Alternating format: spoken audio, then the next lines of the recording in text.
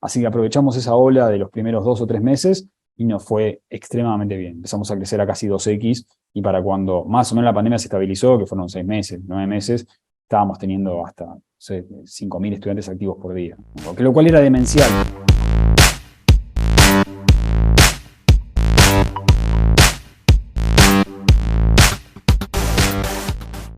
Construir una startup de clase mundial no es algo que se haga de la noche a la mañana. Siempre habrá situaciones en donde se ponga a prueba a los fundadores. Si estás interesado en conocer más sobre cómo fueron los desafíos de levantar una startup de educación en tiempos turbulentos, entonces este capítulo es para ti. Hola, mi nombre es Jaime Fernández Chávez y actualmente soy el creador del Entrepenauta, lugar en donde buscaré brindar contenido sobre el ecosistema de emprendimiento e innovación, empezando desde lo más básico. En este capítulo del podcast nos acompaña Nahuel Lema, cofundador y staff engineer en Coderhouse, una edtech de origen argentino que busca brindar educación efectiva y de calidad de la manera más rápida y accesible posible, promoviendo el desarrollo de talento digital en la región. Estuvimos conversando con Nahuel sobre sus inicios de su desarrollo profesional, su paso por el mundo emprendedor, para finalmente asumir una importante labor en una edtech de clase mundial, además de explicarnos sobre los desafíos que fueron levantar las operaciones de la startup en momentos de pandemia. Y antes de empezar con este capítulo, te pido que nos sigas en redes sociales. Estamos como el Entrepenauta en Facebook, LinkedIn, Instagram y actualmente también en YouTube. Espero que disfrutes escuchando este capítulo así como yo lo hice. Sin más que decir, comencemos.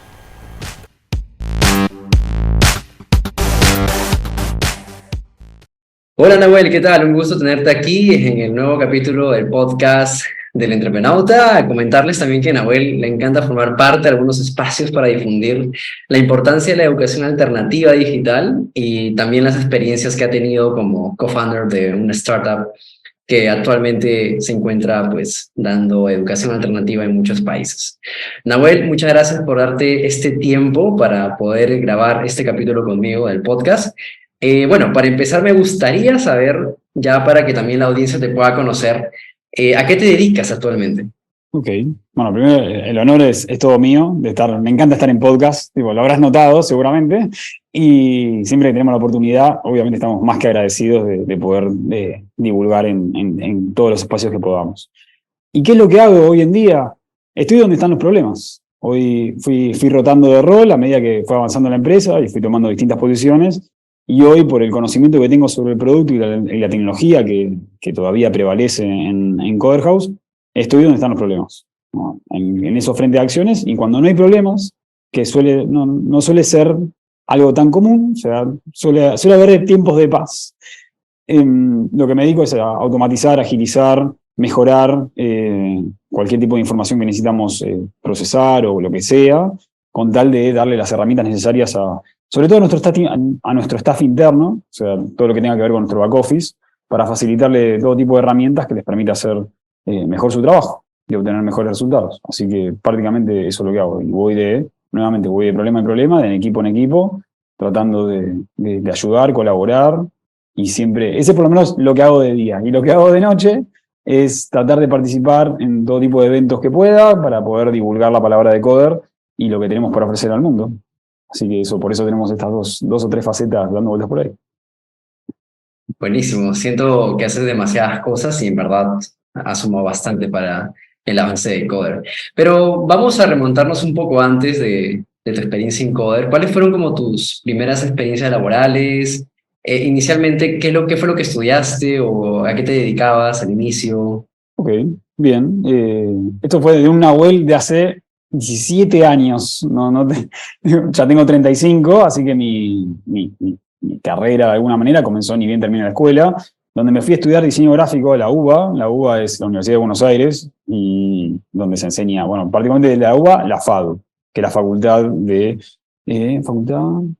Arquitectura, Diseño y Urbanismo, donde se enseña diseño gráfico. Y el diseño gráfico que yo estaba aprendiendo en aquel entonces, el diseño gráfico del 2007, 2000, algo así, digo, hace mucho, mucho tiempo.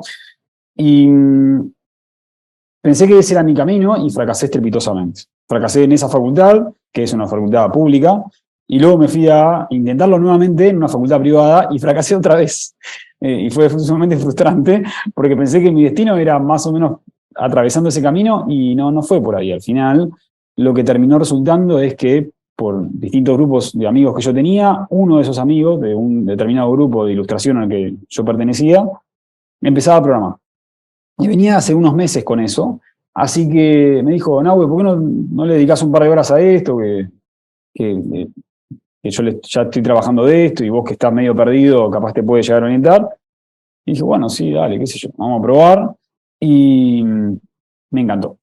Era una programación súper primitiva, incluso para esa época, porque era básicamente HTML y CSS, no había mucha más magia, para mí o menos, o de mi universo conocido, y le fui metiendo. Yo que era un adicto a estar frente a la computadora tantas horas como se pueda, encontré un motivo más por el cual estar tantas horas frente a la computadora, y fue programar. Programar, programar y programar. Y empecé a aprender muchísimo, súper rápido, pero este aprendizaje tenía que tener algún truco, y el truco era que tenía que cumplir con una norma que habíamos establecido con mi papá y mi hermano, que era, nosotros podemos estudiar lo que nosotros querramos, con tal de que formalicemos ese estudio. O sea, tenemos que tener en esa época un título universitario. Y por suerte, en aquella época, empezó a haber distintas carreras que empezaban a formalizar este conocimiento que iba por fuera de ser un ingeniero de sistemas.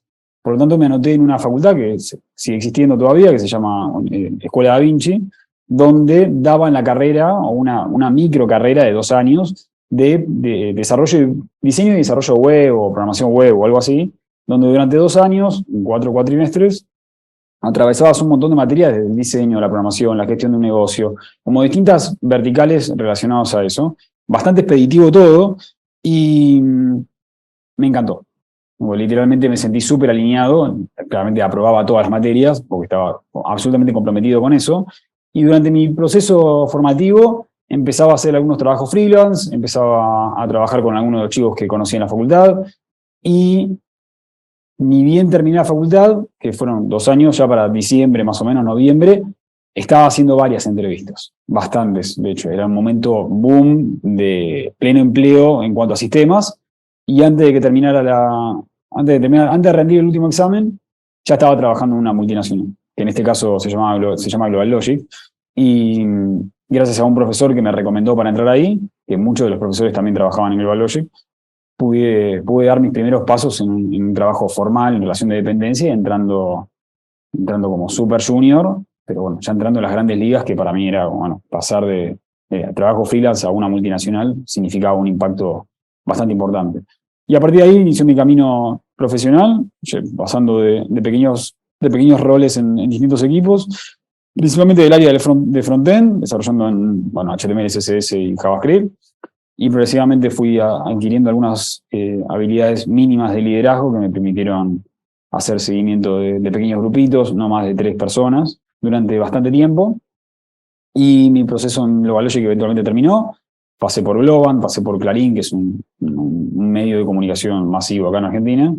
Pasé por agencias, pasé por startups, hasta que finalmente, por distintas razones del destino, que probablemente desarrollemos o no, terminé en Coder, queriendo ser profesor, y ese siendo profesor siguió durante un tiempo importante, pero a la par estaba ya aportando valor desde el lado de mi conocimiento, que era el área de sistemas, para agilizar, sistematizar y optimizar lo que en aquel entonces era pasar de un Excel y un WordPress a algo un poco más escalable y sistematizable, que es básicamente lo que hoy hace funcionar a Coder. Me encantaría saber un poco las enseñanzas que te dejaron el estar pasando de un trabajo a otro, el trabajar para una startup, y también cómo fue esta conexión entre que seas profesor y que finalmente te conviertas también en un cofundador de lo que vendría a ser Coder House.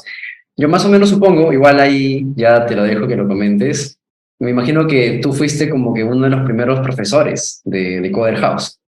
No creo que, no fui el primero, no tuve el honor de haber sido el primero, pero sí que a medida que Coder House se estaba formando de alguna manera, yo ya había empezado mi camino siendo profesor de otros institutos, porque me nacía la necesidad de comunicar, de compartir, de enseñarle a otros, parte de lo que yo había aprendido a lo largo de esos años de formación profesional, ¿no? Y, y claramente creo y sigo estando convencido de que estoy súper alineado con eso. Por lo tanto, iba a muchas meetups, iba a muchos eventos, y en uno de esos eventos me terminaron recomendando a Chris, porque en todos los eventos me cruzaba siempre a la misma gente, a los mismos grupitos, así que, bueno, ya casi que nos conocíamos, por lo menos de eventos nos conocíamos, de ese pequeño networking de acá de Buenos Aires, y esa persona me dice, mira, hay una pequeña startup que se llama Coder House, que está buscando profesores porque quiere enseñar JavaScript tiene un curso de JavaScript. Digo, bueno, dale, pásamelo. Y este evento era un sábado, así que el lunes le mandé un mail a Chris. Dije, bueno, mirá, Chris, estuve viendo acá la página de Coder House. Me parece que los programas están súper actualizados, me parecieron buenísimos. Realmente yo sé todo eso y quiero ver cómo puedo, si están buscando profesores, ver cómo puedo aportar desde ese lugar. Y inmediatamente tuvimos una primera entrevista, o sea, me respondí a los 5 minutos. Y, y bueno, sí, me empezó a pedir, bueno, ¿qué sabes hacer? ¿Cómo te gustaría hacerlo? ¿Cómo, ¿Dónde crees que puedes aportar valor? Él me empezó a enumerar un montón de problemas que ellos tenían, de contenido, de dar clases, de sistema, etcétera, etcétera, etcétera. Así que empecé a ayudar generando contenido, preparándome para ese primer curso que iba a tener dentro de Coder. Y esos fueron los primeros meses hasta que finalmente empecé a enterarme un poco más de cómo es que operaba Coder House. Finalmente fue la primera vez que fui a las oficinas de Coder House, que en realidad era una mesa en un coworking, tampoco era algo súper, para mí era sumamente disruptor, porque siempre venía trabajando en multinacionales donde ya mi esquema mental era entrar a un edificio y ese edificio era de la empresa, básicamente. Y de repente entrar en un coworking, y fue la primera vez que entré en un coworking en mi vida, me pareció todo disruptor, me pareció absolutamente todo. Y para un Nahuel de 26, 27 años, me pareció, esto es genial, digo, quiero estar acá. Así que palabras va, palabras vienen, termino enganchando con muy buena onda con Cris y con Pablo, y con el pequeño equipo, que eran 2 personas más, no mucho más, y les propongo, miren, yo creo que puedo aportar un poco de valor acá, porque lo que yo vengo haciendo durante los últimos años es básicamente back office, automatizar, agilizar y preparar sistemas básicamente pasar del Excel a algo medianamente sistematizado. Y les encantó la idea, ellos no tenían un conocimiento técnico como el que yo tenía en aquel entonces, por lo tanto avanzamos con eso, y lo que empezó siendo como un proyecto freelance, porque yo seguía trabajando en otra empresa, terminó siendo algo un poco más formal a lo largo de los próximos meses, y llegó a eso, a que para mediados de 2016, junio del 2016 creo, o julio, paso a formar parte permanente de Coder House.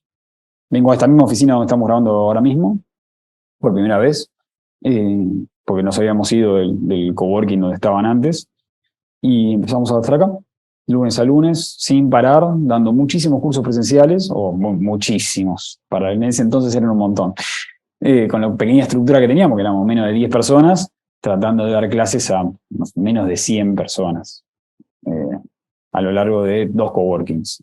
Y ya nos parecía súper difícil, así que a lo largo de los años pudimos ir mejorando eso. Pero lo dejo ahí para poder hilar con otras preguntas, porque si no puedo seguir contando. No, al contrario, es siempre un gusto que se puedan explayar en las preguntas. Y hablando del tema del pasar de los años de Coder House, me gustaría saber cómo fue este episodio que para muchos emprendimientos marcó algo muy cambiante, que fue el tema de la pandemia como tal. Tú comentaste que Coder House de alguna u otra forma primero brindaba lo que eran meetups presenciales o eran clases presenciales. ¿Cómo fue que pivotearon al modelo virtual? ¿Fue por el tema de la pandemia? ¿Fue un poco antes? Uh-huh. ¿Cómo fueron las conversaciones? También me encantaría saber, también sería muy interesante que lo conozcan.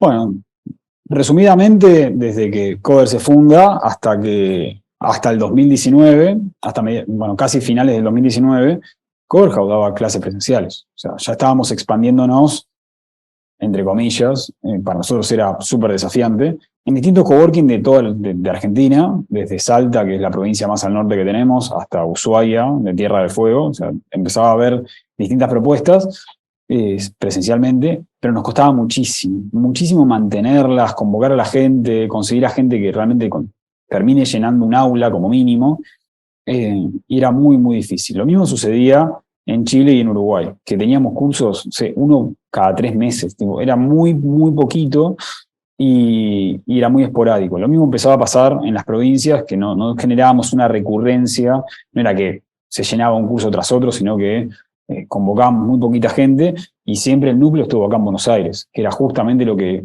si bien era nuestra fuente de ingreso principal, era justamente lo que queríamos democratizar, que de alguna manera vos puedas acceder a una educación de altísima calidad lo más cercano a donde vos vivas, que no te tengas que movilizar grandes distancias, como pasar de una provincia a la otra, que no sé, serán 4 o 5 horas dependiendo de donde estés, o más todavía, y no lo estábamos logrando, la verdad que no lo habíamos logrado para nada.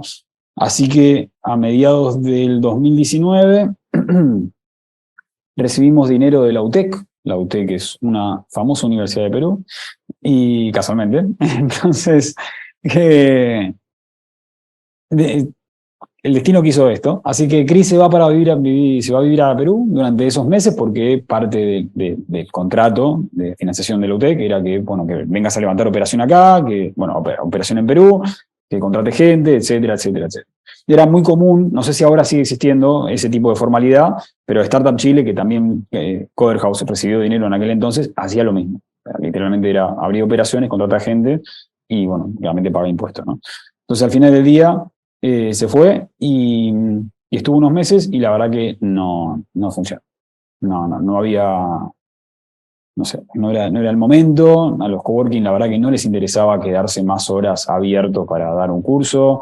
No conseguíamos profesores, porque claramente nuestra operación era presencial, por lo tanto teníamos que conseguir profesores peruanos, estudiantes peruanos, de una zona particular, que era del barrio Miraflores, y como que era todo muy complicado, como que realmente no aportaba tanto, no aportaba tanto. Bueno, los esfuerzos no estaban yendo hacia ningún lado, así que muy, muy frustrado, Chris hace una excursión al Machu Picchu para desconectarse unos días y vuelve a Buenos Aires con la idea de llevar nuestra experiencia presencial, que para todos nosotros, los 17, 18 personas que formábamos Coder en aquel entonces, nos parecía espectacular. Obviamente tenía un montón de problemas y no era tan accesible, o al menos con los precios de aquel entonces. Y los queríamos, y bueno, él propone de llevar esta experiencia increíble presencial al online. O sea, tenemos que buscarle la vuelta. Esa básicamente era la propuesta. Así que enfrente mío yo tengo un pizarrón y ahí empezamos a tirar todas las ideas. Que era, bueno, ¿qué forma va a tener este servicio nuevo?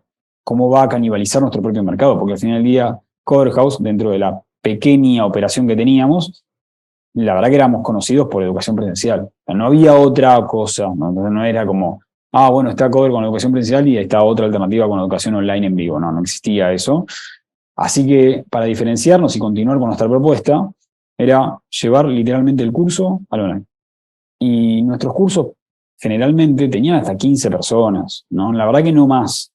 Y en nuestro primer curso online, después de darle forma a todo esto y de haber programado una cantidad demencial de horas solamente en ese mes, que ya veníamos programando un montón, pero en ese mes programamos un montón para poder adaptar todas nuestras comunicaciones, nuestra plataforma, nuestro back office, para que soporte que la gente pueda acceder a su curso online y explicarle de que no era un curso presencial, sino que era algo online y que se iba a tener que descargar Zoom y había que explicarle que era Zoom, porque en ese entonces tenemos que ser todos honestos, la mayoría de la gente no conocía lo que era Zoom. No, sobre todo en Latinoamérica. Era muy de nicho, si bien Zoom era gigantesco y me integré a Zoom porque me parecía que era la mejor solución de todas,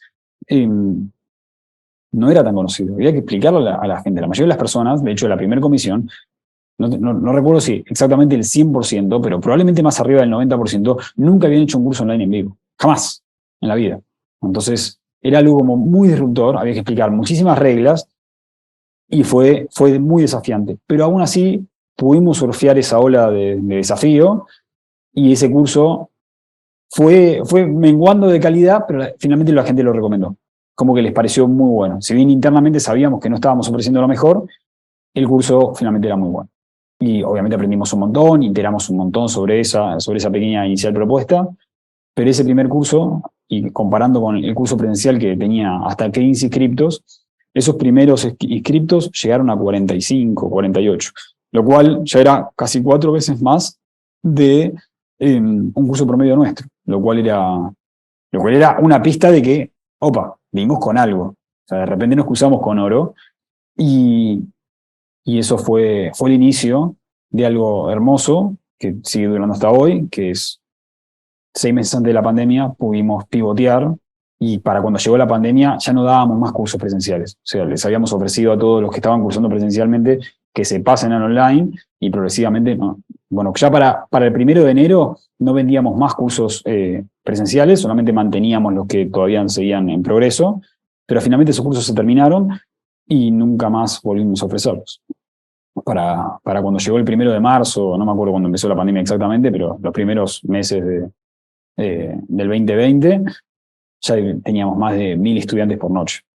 O sea, era una locura, y cuando finalmente llegó la pandemia, a nosotros nos fue extremadamente bien. No, ya venías con el producto bastante iterado, no te digo que esté súper aceitado, pero sí le sacábamos 6 meses de ventaja a todos, literalmente a todos, a las universidades, otros institutos, a cualquiera que daba algún tipo de formación sincrónica, no cursos grabados, ni mucho menos. Y esa formación lo pudimos lograr y estaba muy bien. Para ese entonces estaba muy bien, así que aprovechamos esa ola de los primeros 2 o 3 meses y nos fue extremadamente bien. Empezamos a crecer a casi 2x, y para cuando más o menos la pandemia se estabilizó, que fueron 6 meses, 9 meses, estábamos teniendo hasta 5.000 estudiantes activos por día, ¿no? Lo cual era demencial. ¿Por qué? Porque en agosto del 2019, antes de pivotear, solamente en ese mes habíamos tenido hasta 500 estudiantes activos durante ese mes.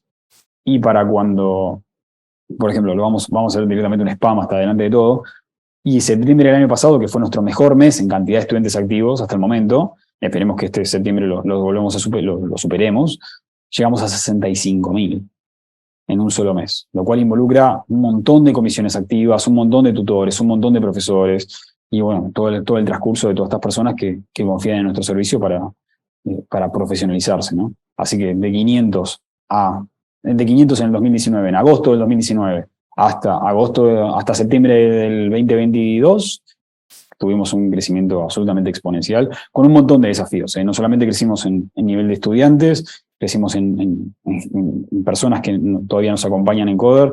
Pasamos de 17 personas, 18 personas, y cada año íbamos sumando de a 100. Literalmente, entre toda la gente que se fue sumando, llegamos a un pico superador, y hoy estamos en más de 220 personas, lo cual es un montón. Distribuidos principalmente en Argentina, pero tenemos empleados en Chile, Perú, México y Brasil. Así que tenemos una operación súper larga, y bueno, eso que llevó a más desafíos, ¿no? Que no sé hasta dónde lo puedo llegar expandiendo, pero este fue el principio del éxito que pasó después, ¿no? Wow.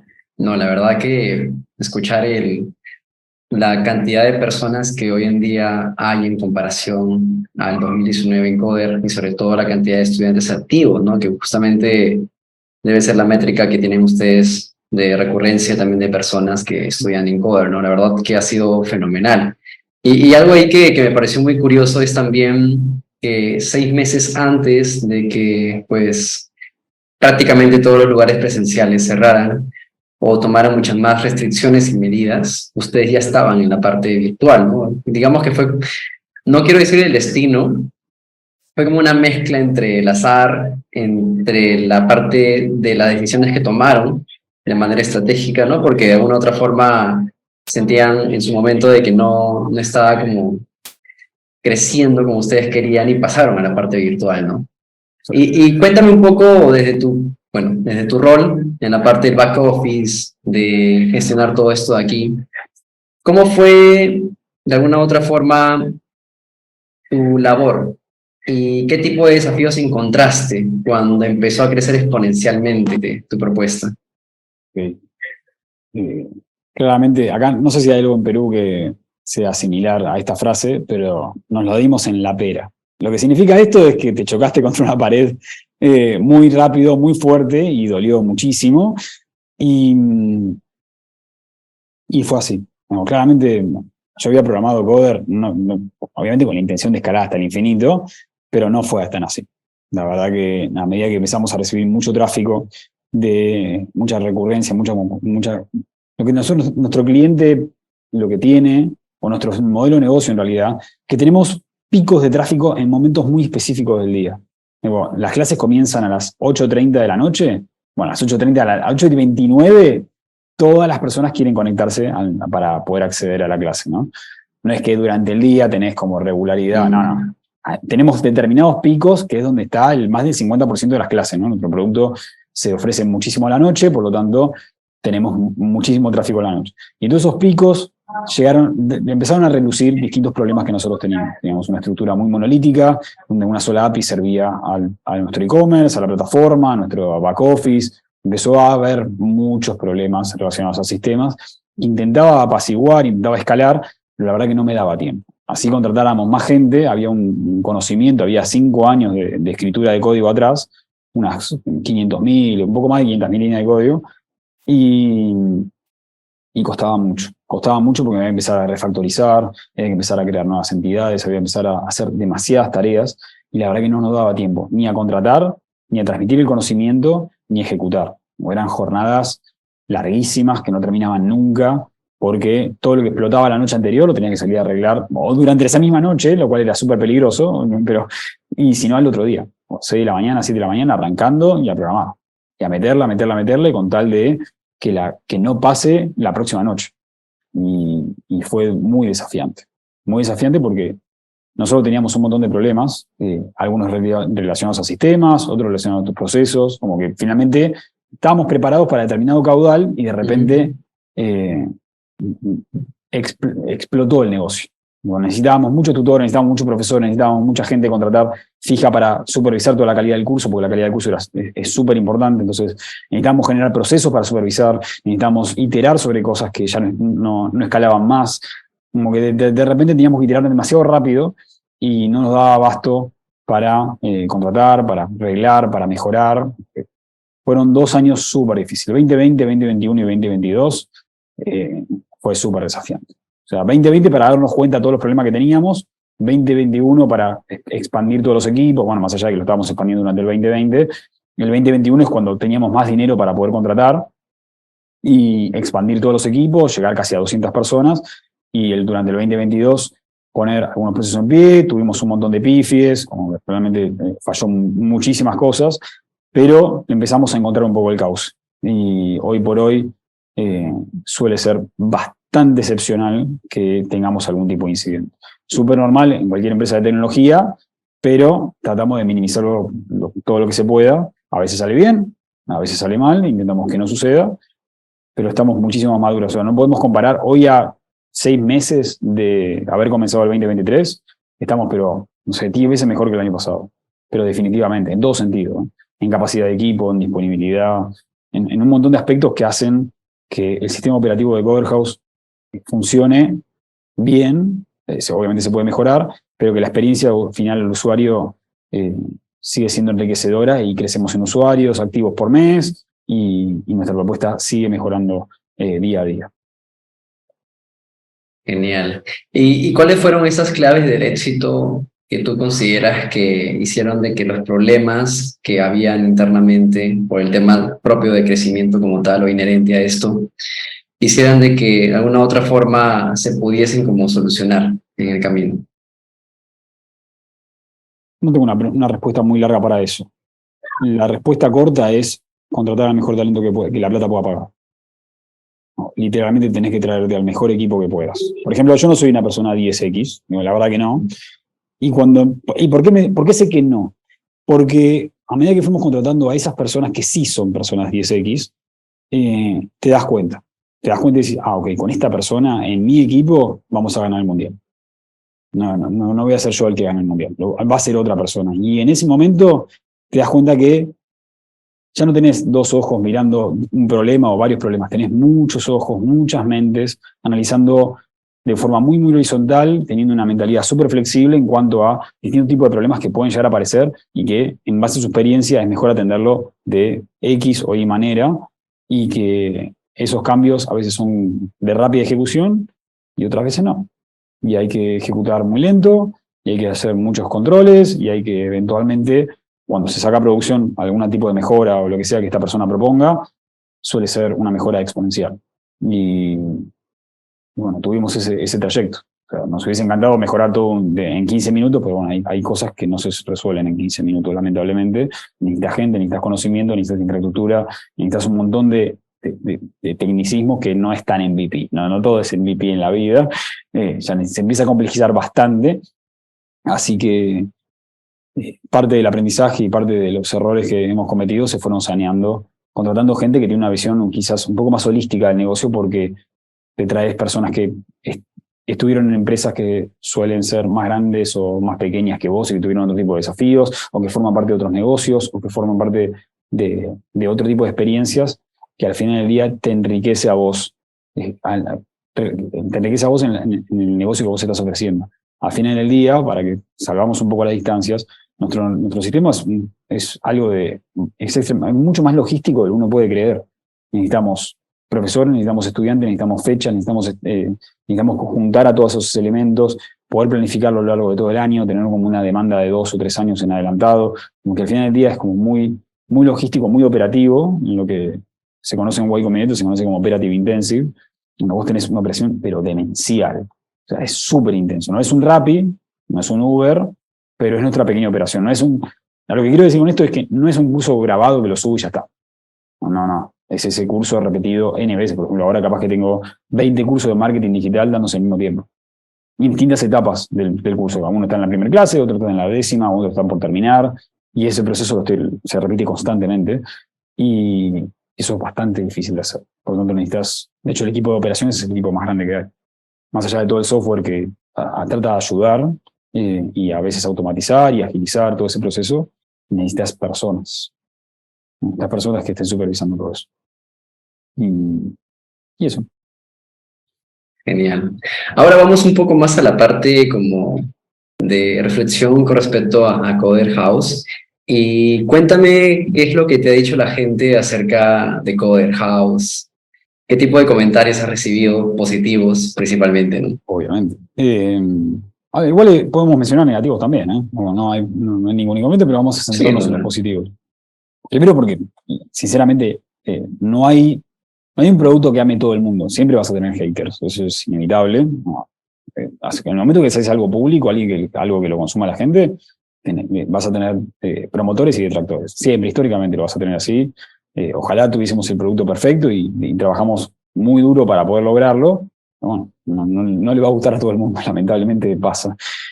Pero por suerte el balance es súper positivo y la mayoría de las personas, casi un 70%, 80%, les encanta lo que terminan obteniendo al finalizar el curso. Y los comentarios que yo recibo, obviamente es de agradecimiento de que Coder House exista, principalmente porque creemos que nuestra propuesta es absolutamente superadora, de que ofrecemos algo que quizás en el mercado no era tan conocido o no tenía la forma que nosotros tenemos o la calidad tan asegurada que nosotros pretendemos tener, de alguna manera. ¿Con qué me refiero a esto? De que no es alguien que te vende un curso random en internet. No, hay todo un proceso detrás de que te trata de asegurar la calidad del profesor, la calidad de los tutores, la calidad del material, la calidad de las presentaciones. Como que toda la experiencia que forma haber cursado o cursar en Coder House, tratamos de garantizarla a niveles de 11 estrellas. No somos infalibles, claramente cometemos errores y no somos perfectos, pero sí te aseguramos una base muy buena, muy, muy buena. Así que a algunos les gustará, a otros les gustará menos, pero creemos que los comentarios que nosotros recibimos en la encuesta de NPS, que es la encuesta que hacemos al finalizar todos los cursos, y lo que se ve en redes, porque esto es algo, sinceramente, que es público, pueden ir a Google Reviews y buscar Coder House y ver la inmensidad de comentarios positivos, negativos, neutrales que recibimos, y es absolutamente enriquecedor. De hecho, a mí me llegan un montón de mensajes por LinkedIn relacionados a esto, y es, bueno, qué bueno que Coder House sea un player en el mercado que traiga estas propuestas y que a la gente le guste y que se quiera y que nos elija para formarse y enriquecer su vida para pasarla al nivel que cada persona quiera. No tengo ningún comentario en concreto, ¿no? Pero al final del día es la buena onda que te comparte la gente. De hecho, tenemos experiencia nosotros como parte de Coder de ir capaz tenemos un pin en la mochila o tenemos la notebook con el sticker o lo que sea y vas a un coworking, yo cursé en Coder, uso de Coder o cosas por el estilo, porque es un producto tan masivo que al final del día te terminas cruzando la calle, ¿no? Hace un mes salía de un restaurante y un chico me había reconocido por una charla que había dado y nos sacamos una foto y estuvo súper divertido, pero bueno, es como cosas como de famoso, claro, que te pasa, que para mí es súper ajeno, por supuesto, pero bueno. En ese momento es como, bueno, mirá qué loco, o sea, trascendés lo digital, y cuando trascendés lo digital es se siente distinto. Es como, wow, estamos dejando una huella en el mundo y está bueno, está buenísimo. Ya, buenísimo. Continuando con las preguntas, me encantaría saber cuáles son los cursos favoritos que tienes tú dentro de Coder. Si fuese algo para mí, o sea, si fuese exclusivo para mí, el que más me interesa o el que haría es el de UX Writing. O sea, aprender a contar historias con palabras me parece que es algo bastante importante, sobre todo para mi etapa particular, donde intento contar historias a través de texto y hay una magia ahí, si bien yo tengo conocimientos muy, muy básicos, o creo que los tengo, es un curso importante. Sobre todo si alguien está generando una marca personal, pero bueno, es una decisión al final del día extremadamente personal por la etapa que cada uno está transitando, ¿no? Si hoy estuviese más particularmente vinculado al marketing digital sí, marketing digital o ventas o gestión, estaría muy metido en eso. Y no sé si tengo uno muy, muy favorito que recomendaría. Pero el de UX Writing me parece súper interesante, porque creo que aplica a todo. Y eso está bueno. Y obviamente inglés. Como inglés es clave. Sobre todo para negocios que no necesitan hablar inglés como puede llegar a ser el nuestro en su mayor medida. Y tener la habilidad de saber inglés se suma muchísimo, un montón. Incluso ahora, particularmente para mí, aprender portugués me abriría muchas más puertas. Y como sé muy poquito portugués, lo mínimo como para poder manejarme, me cierra más puertas de las que me abre. Y no sé, más o menos. Porque el negocio ahora opera en Brasil y realmente tenemos un montón de empleados que trabajan desde Brasil. Y, y si bien la comunicación tratamos de que sea en español o en inglés, sería cómodo para la otra persona que uno hable portugués, para que haya un ida y vuelta de alguna manera. Pero bueno, esa, no sé, no me parece una pregunta que a menos me parece que no aporta tanto valor. Pero bueno, es algo muy. Hago muchísimos cursos que, que todavía no tenemos en Coder House, no todavía, eso es el año que viene, que tiene que ver más con gestión, negocios, emprendedurismo, distintas verticales que hoy no forman parte de la planilla del portfolio de Coder, salvo por el de Mindset Emprendedor, que estaba medio auspiciado por Endeavor. Salvo por ese, que es más afín a mi nicho ahora, o a mis intereses. El resto creo que es para otra etapa de mi vida. No, he hecho cursos de programación, he hecho cursos de marketing, he hecho cursos de todo. Y lo fui tachando de mi lista de cursos pendientes por hacer. Pero sí, depende mucho de la personalidad de la persona y sus intereses en ese momento o como esa persona se proyecte en los próximos meses o años. Realmente tenemos propuestas para absolutamente todos. Justo allí, aprovechando que comentaste lo de Brasil, tengo entendido que Coder ahorita se encuentra ya en Brasil. ¿Cuáles son como los principales desafíos que has tenido, aparte del idioma, que también ya lo has comentado? Porque hay que tomar en cuenta de que el mercado brasileño, por más cercano que se encuentre a Argentina, Uruguay, Perú, eh, Colombia o Ecuador, digamos que no comparte, por un lado el mismo idioma, pero también la parte de la idiosincrasia como tal, ¿no? Entonces, en este research inicial o en el levantamiento del equipo, ¿qué tipo de desafíos han estado encontrando? ¿Cuánto tiempo ya van también brindando cursos para el público brasileño en especial? Muy bien, contextualizo un poco la historia de Coder en Brasil.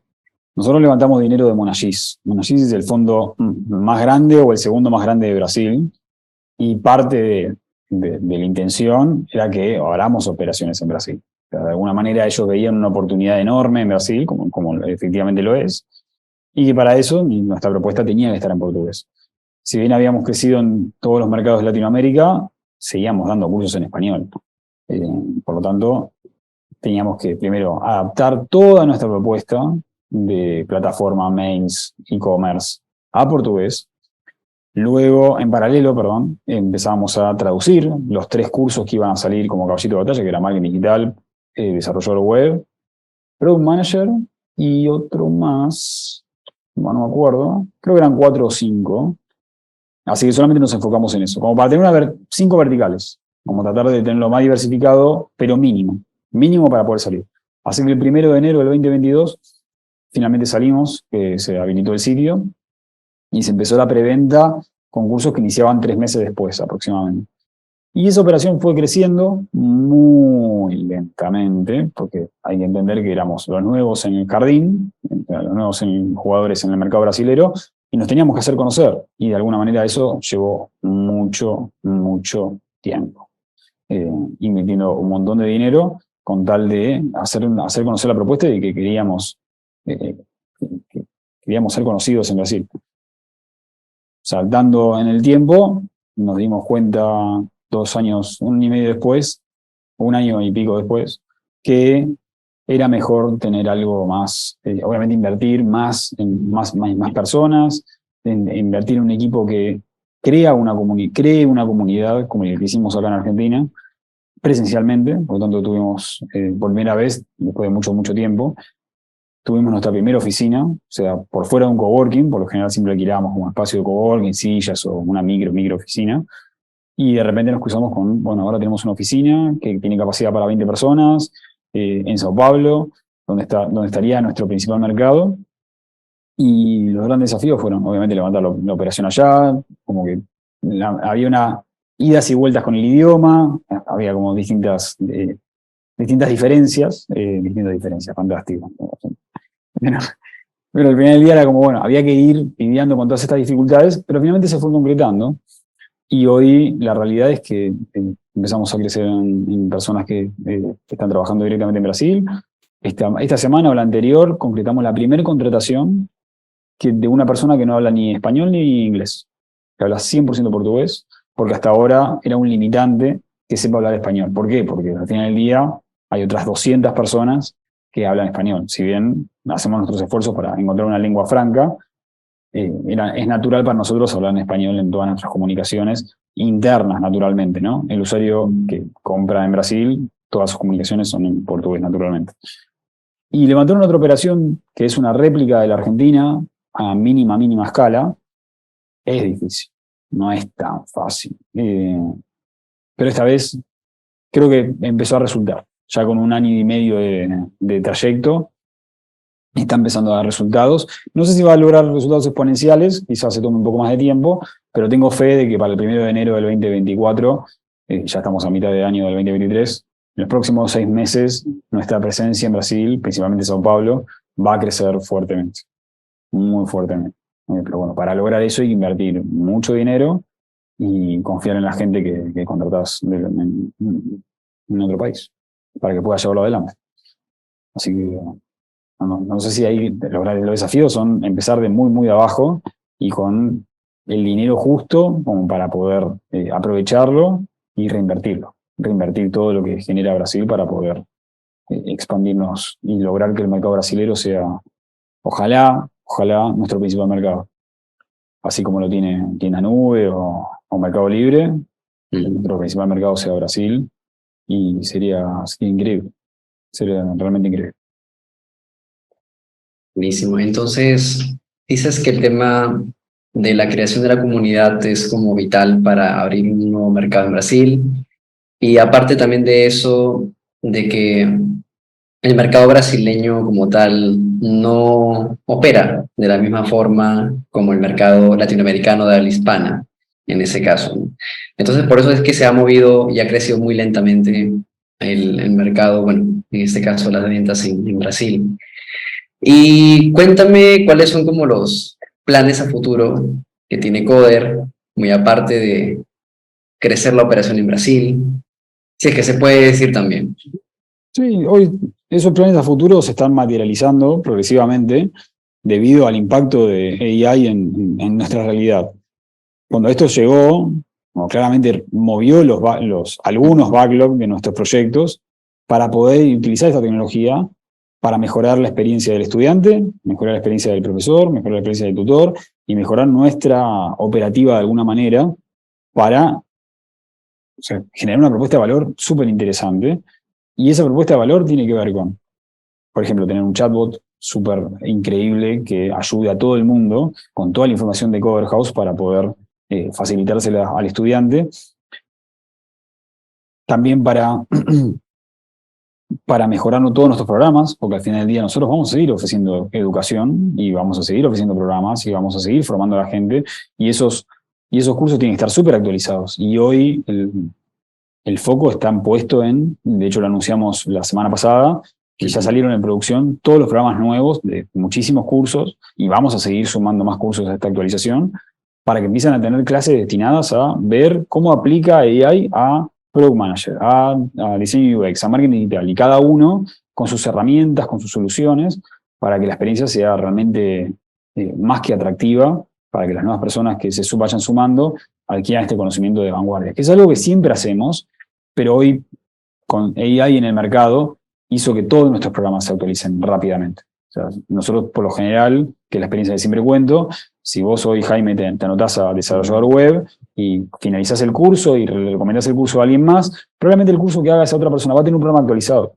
ya sea una clase, un desafío, como que va a ser distinto, siempre va a ser distinto o mejor al que vos cursaste. Porque vamos adquiriendo nuevo feedback y ese nuevo feedback se va mejorando y además el entorno que nosotros, en el cual confiamos, que son nuestros referentes de tecnología, nuestros referentes que le llamamos directores de carrera o colaboradores que le llamamos contenidistas, aportan valor a ese nuevo programa y van trayendo nuevas tecnologías, nuevas formas de enseñarlo, nuevas formas de compartir ese conocimiento o simplemente reemplazarlo por otro que es nuevo o mejor.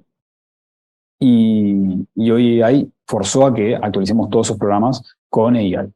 Y parte de nuestra propuesta hoy es que todos los programas tengan contenido relacionado a AI que se vaya iterando y mejorando cada vez más. Así que hoy por hoy es eso. El segundo que te puedo compartir es que nuestras operaciones están creciendo fuerte en Brasil, en Chile y en Perú, y que de alguna manera estamos invirtiendo más todavía en ese tipo de mercados.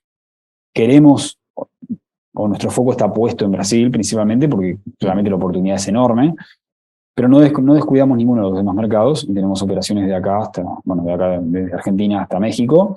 Y hablando sobre eso, próximamente vamos a anunciar en Perú una alianza estratégica que va a poder proveer de muchísimo valor a todos los peruanos para que puedan acceder a nuestras carreras de una forma muchísimo mejor. Así que se viene una alianza que no la puedo anunciar todavía, pero si nos siguen y para cuando se publique este podcast, que faltarán algunas semanas, ojalá ya la podamos haber compartido y va a ser espectacular. Va a ser espectacular. De hecho, quizás vaya a Perú para sacarnos fotos con esta increíble alianza que vamos a tener. Hay una primicia ahí que está lanzando para el... Hay absolutamente, lo voy a dejar en misterio para que sigan las redes de Coverhouse en LinkedIn o sigan a Chris o me sigan a mí, o incluso a porque te voy a robar cuando esto suceda, claro. O sigan a Jaime y que todos los peruanos puedan acceder, porque va a ser exclusivo para Perú. Va a ser algo muy limitado para Perú por ahora. Quizás eventualmente lo podemos extender a otras, porque esta alianza opera en otros países, pero inicialmente la prueba va a estar en Perú y ojalá sea buenísima, y porque confiamos bastante que va a pasar eso y que pueda llevar nuestra propuesta a tantos estudiantes como pueda. Interesante, para los que están aquí en Perú, que mayormente es la audiencia que yo manejo, pues ya saben, hay una primicia de Cover. Si es que tienen la posibilidad también de asistir al evento que vayan a hacer presencialmente aquí, pues van a poder conocer también a Nahuel. Y ya como que yendo ya para las preguntas finales, me encantaría saber un poco qué recomendaciones ya con tu trayectoria con Coder, en proyectos anteriores y demás, ¿qué consejos tú les podrías brindar a fundadores principalmente primerizos, ¿no? Que estas personas que recién están como caminando en querer construir algo potente para la región y no solamente para su país? Potente. Y primerizos. Bueno, claramente lo que voy a compartir es desde mi librito, desde mi perspectiva del diario del lunes y conectando los puntos, tanto los buenos como los negativos. No hace falta siempre conectar los puntos buenos, pero no todo salió bien. La mayoría de las cosas por lo general salen mal, por más que uno crea que van a salir bien. Y mirando ya con el diario del lunes, me doy cuenta que tardamos mucho, o quizás estaba en el mercado y no nos dimos cuenta, y no fue malintencionadamente. Tendríamos que haber implementado bastante no-code hace muchos años. Tardamos mucho en implementarlo. ¿A qué me refiero con no-code? invertimos muchísimo tiempo y esfuerzo, y dinero, por supuesto, en crear, por ejemplo, nuestras propias landings. ¿No? Poner en un sprint, bajarlo a ticket, diseñarlo, como que todo el proceso llevaba mucho tiempo. Y hoy por hoy, hacer una landing, al equipo tech no le aporta mucho valor. Mucho, casi no le aporta absolutamente nada. Y es mejor hacerla en Webflow o en Card o en alguna solución que haga landings. Luego vemos cómo la integramos, que es la parte más sencilla hoy por hoy, pero sí hacer una landing, no, olvídate, man. Tiene que ser no-code definitivamente. Y esta primera aproximación al no-code, que puede ser este humilde ejemplo, hay miles. Como adoptar la tecnología no-code hoy por hoy es algo que para mí es obligatorio. Como cualquier startup tiene que poder postergar su customización de alguna manera, su propuesta core de valor, tanto tiempo como pueda. O sea, tiene que poder conectar cables de una herramienta no-code a otra para generar realmente la propuesta de valor que importe. Todo lo demás son agregados. Una landing no es una propuesta de valor, es una landing. La intención es mostrar la propuesta de valor, pero que se pueda hacer con no-code, arrastrando cajitas y modificando mínima cantidad de código o ni modificar código, es por ahí. Eso te va a permitir iterar extremadamente rápido. Por ejemplo, en nuestro caso, lo único que usamos no-code durante mucho tiempo fue Typhon. Todos los cursos, cuando tienen que contestar una encuesta, usan Typhon. ¿Por qué? Porque construir un formulario nosotros llevaría una cantidad eterna de tiempo que no tenemos. Y Typhon ya lo tiene resuelto. Digo, es muy bueno haciendo formularios. Entonces, utilizamos esos formularios para todos nuestros cursos, bueno, en realidad para casi todos lo usamos. Y así creo que debería ser. O sea, la startup del futuro, o las micro startups del futuro, hasta que puedan escalar y finalmente realmente hacer una solución que es propia, y con esto me refiero a que, por ejemplo, nuestro back office sería imposible de replicar en no-code, eso por ahora no existe, pero sí que las primeras iteraciones, incluso meses, deberían ser soluciones no-code. A menos que sea algo súper complejo y absolutamente específico, de que no, sin tecnología propia esto no se puede hacer, pero la mayoría de las veces podés hacer esa tecnología propia y todo lo demás, delegarlo en soluciones no-code. Webflow, Shopify, lo que sea. Literalmente lo que sea que no tenga que ver, perdón, que tenga que ver indirectamente con tu producto o con tu servicio. Tiene que ser algo no-code, definitivamente. Y hoy por hoy veo desde propuestas que tienen una app y que solamente es una landing, y con esa landing debe estar hecha en Webflow o con alguna similitud, o con algo similar, perdón. Y creo que va por ahí. Bueno, primero el no-code.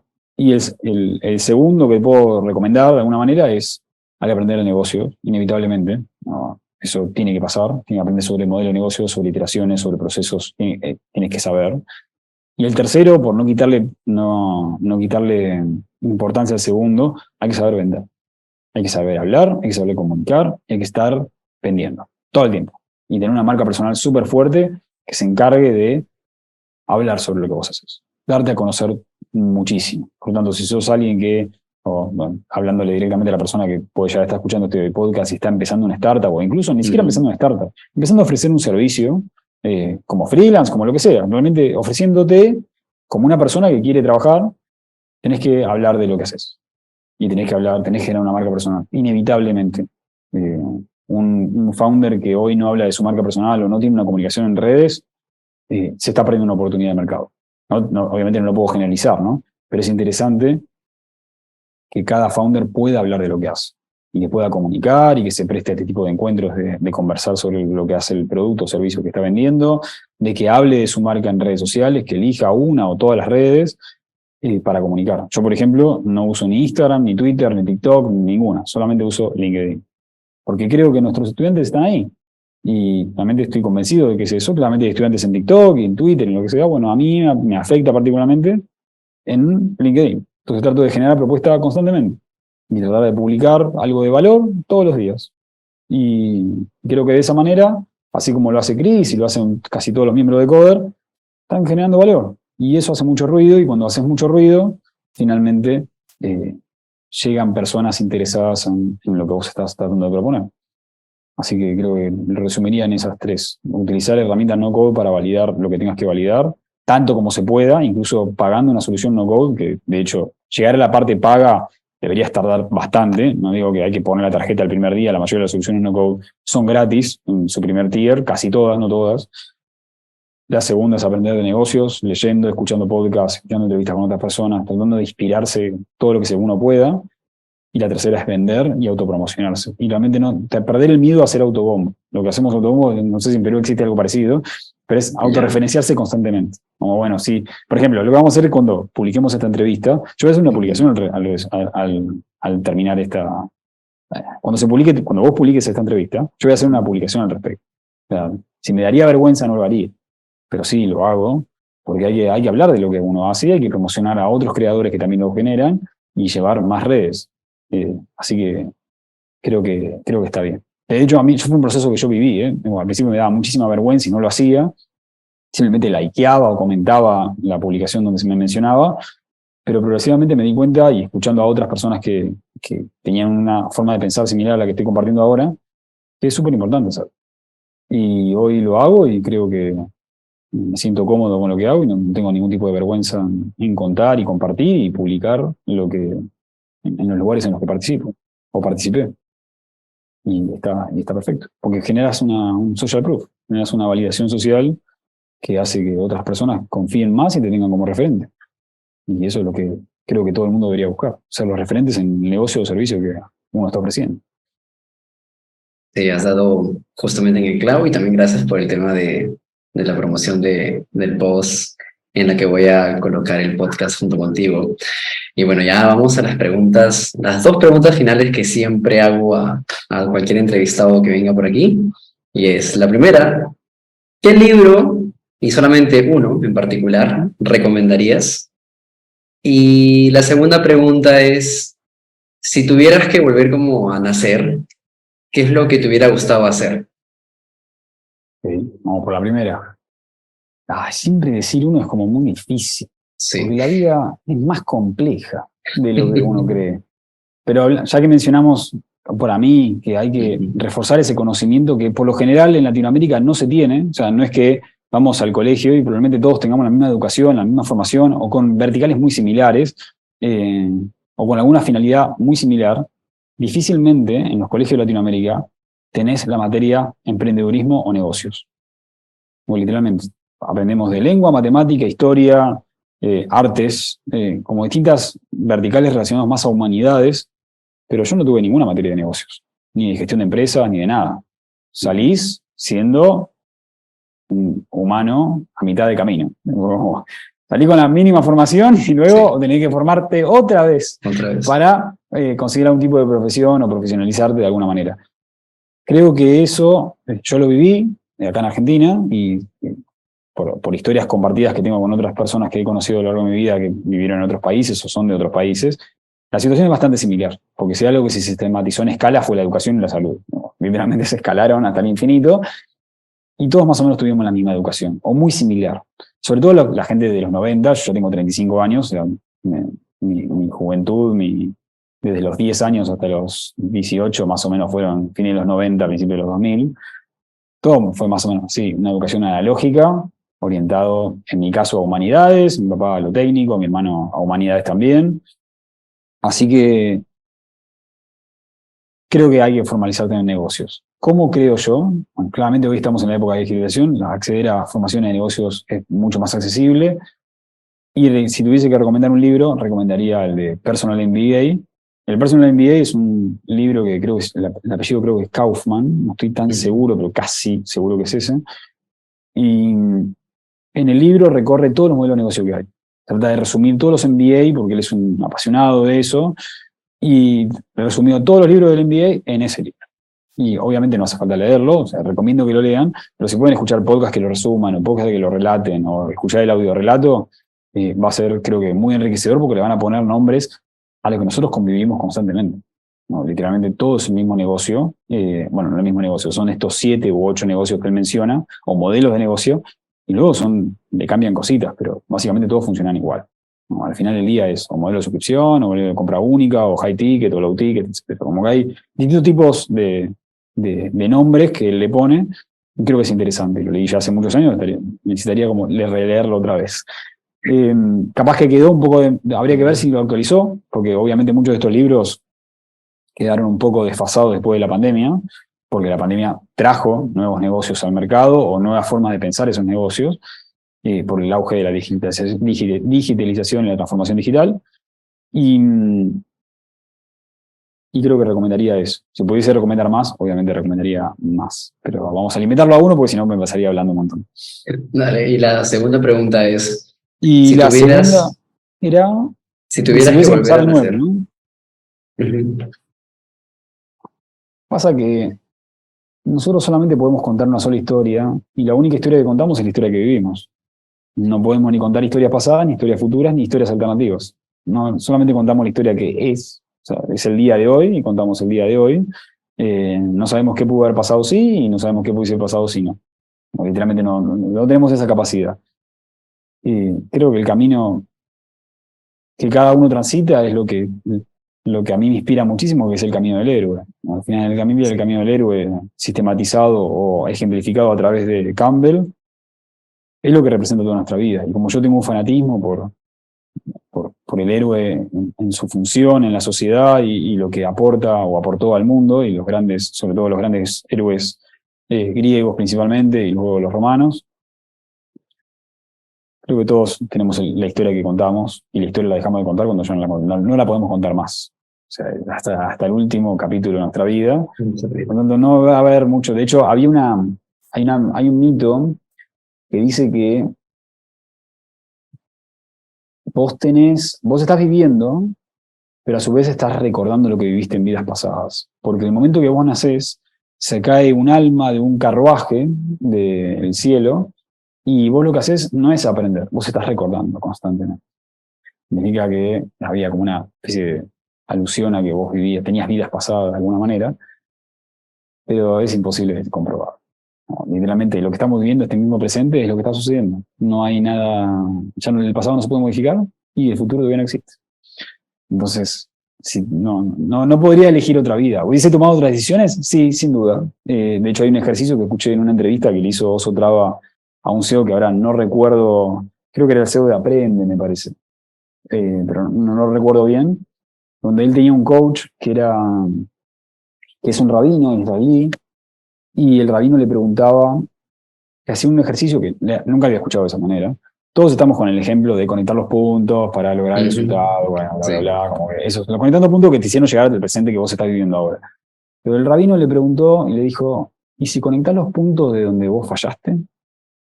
Y con el diario de lunes, ¿qué decisión hubieses tomado? Porque claramente uno toma decisiones, eventualmente no sabe las consecuencias hasta que eventualmente esas consecuencias llegan, ya sean positivas o negativas. Simplemente pasan cosas cuando uno hace cosas.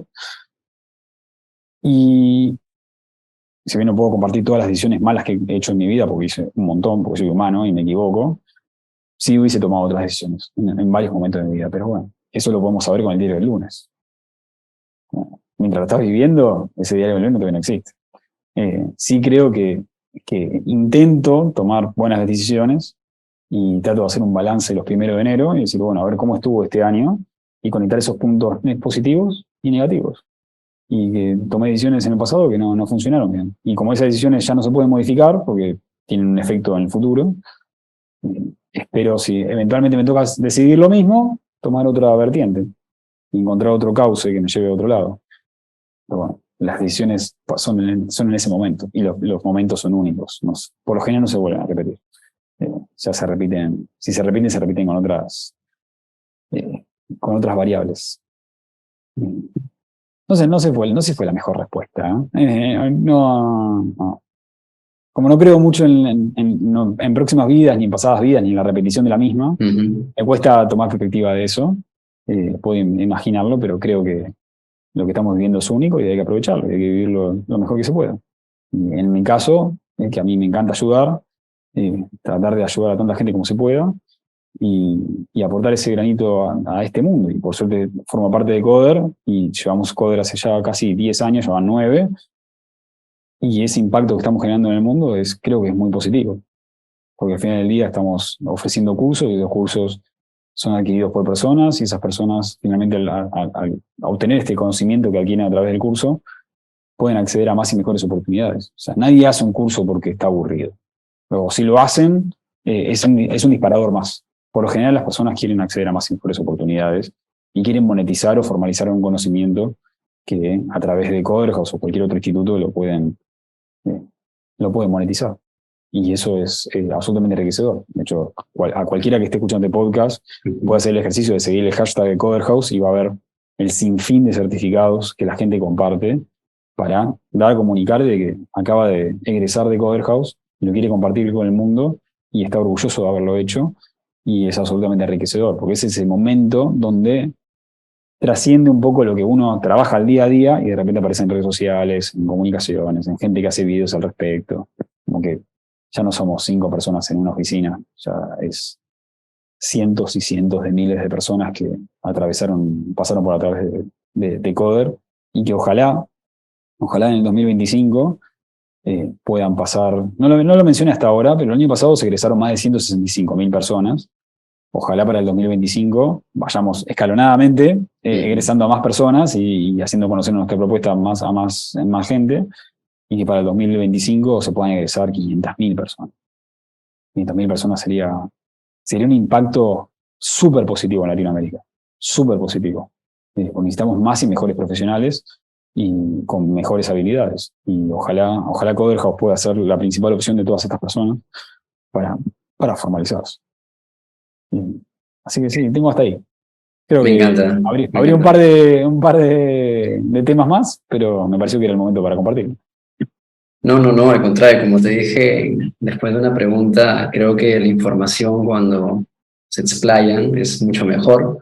Me quedo con el tema y el punto de conectar los puntos en los cuales has fallado. Hay veces las fallas o las experiencias, no fracasos, sino experiencias negativas, para mí es como te genera una reflexión mucho más que una experiencia positiva, ¿no? El cual puedes enfocar en que en un futuro o bien no lo vuelvas a cometer o reduzcas un poco el impacto que puede tener este mismo error con otras variables, o simplemente pues te conviertas en una persona mejor, ¿no? Que ha pasado con muchísimas personas que le han ocurrido cosas muy negativas o han cometido muchos errores como tal. Y bueno, ya creo que esto sería todo por el podcast del día de hoy. La verdad que me ha encantado conversar contigo, conocer un poco más de ti, de Coderhouse, de la forma en cómo tú has pensado y piensas, Nahuel. Así que bueno, te dejo para que puedas como comentar cómo te podemos encontrar en las redes sociales y también Coder, cómo lo podemos encontrar. No, obviamente el honor es mío, me encanta dar a conocer Coderhouse. Me considero un absoluto evangelista, un ferviente creyente de lo que estamos haciendo. Y nos pueden encontrar en LinkedIn, somos súper activos en todas las redes, pero bueno, nuestros estudiantes principalmente están en LinkedIn y nos pueden encontrar en Coderhouse. Directamente buscan Coderhouse, nos van a encontrar en Coderhouse Brasil. Pueden encontrar a Cristian en Cristian Patiño, lo pueden encontrar en Twitter, en LinkedIn, súper activos. Y a mí me pueden encontrar solamente en LinkedIn, el resto de redes las tengo sumamente abandonadas porque no es de mi interés, pero sí que en LinkedIn trato de aportar muchísimo valor, así que cualquier persona que crea que a esta entrevista le gustó y me gustaría darme feedback, o feedback a Jaime, bienvenido, para ver cómo podemos mejorar. Y nada, se trata de aportar valor y ojalá podamos estar en contacto. No, sobre todo aquí va a salir mucho feedback, tanto del podcast como de lo que Coderhouse también puede brindar. Y a toda la audiencia que sigue al Entrepenauta, este ha sido un capítulo más del podcast con Nahuel Lema, cofundador de Coderhouse. Un gusto para todos y nos esperamos y nos vemos en el siguiente capítulo. Hasta la próxima.